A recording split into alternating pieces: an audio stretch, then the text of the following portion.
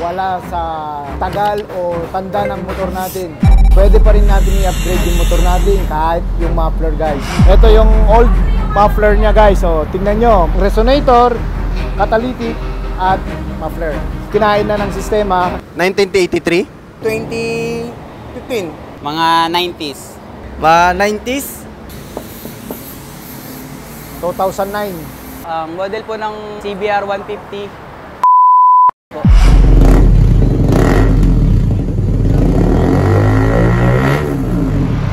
Ngayong araw, isang Honda CBR 150 ang nagpunta dito sa 01 Moto. Ayon sa ating customer, matagal na siyang nangangarap na magpunta dito sa 01 para magpakabit ng tambutso. Ako po si Harmony Ramirez from Cavite po.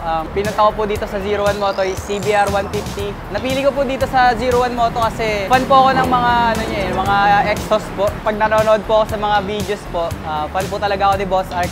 Idol ko rin po talaga siya. Pumunta po ako dito sa 01 Moto para po papalitan po yung exhaust ko ng Carbon 370 full system. Mahirap na rin po yung pinagdaanan ng motor ko.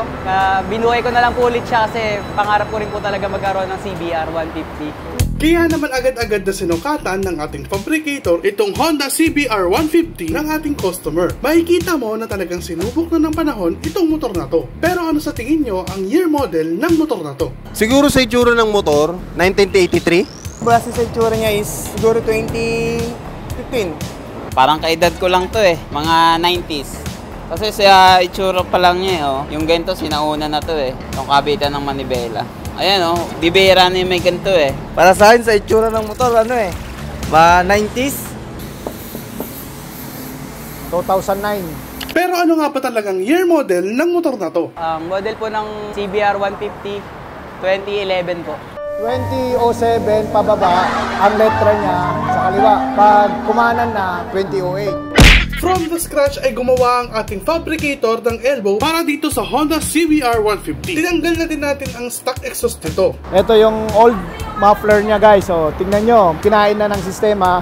Nagpunta siya dito sa 01 para baguhin naman yung muffler niya para marinig din siya sa kalsada. Kasi napaka-hina po to, kahit sabihin mo sagad na yung takbo niya, hindi pa rin siya marinig.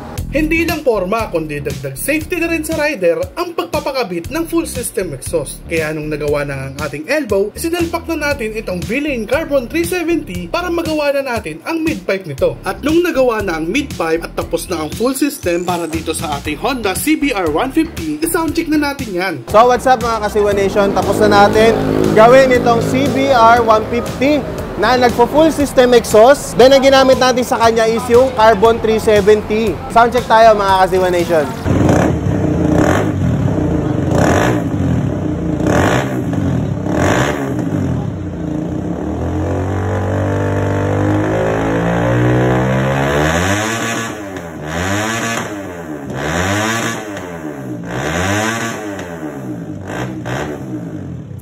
Solid po, quality po talaga dito sa 01 Moto.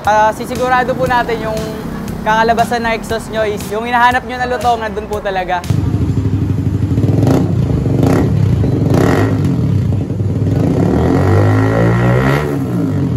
Kaya kung ang motor mo ay luma na at napaglipasan na ng panahon, hindi pa huli ang lahat para i-upgrade at pagandahin ang motor mo. Welcome na welcome kayo dito sa 01 Moto. Basta lagi nyo lang tatandaan, sa 01, Kayo ang number 1.